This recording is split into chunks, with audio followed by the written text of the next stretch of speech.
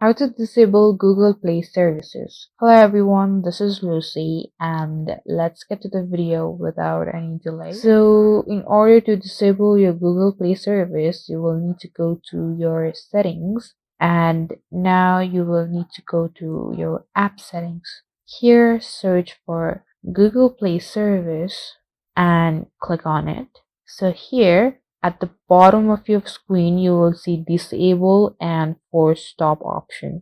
So if you can disable it from here, then go ahead and click on the disable icon. If you can't disable, then you will need to do another step, which is deactivating your device admin apps. Just search for device admin apps and click on it. So you'll be taken to the other security settings. You'll need to search for device admin apps and click on it. So here you might have your find my device option activated. So just go ahead and deactivate it by clicking on the right bottom side of your screen, just like that. And go back to your app settings and search for Google Play services again.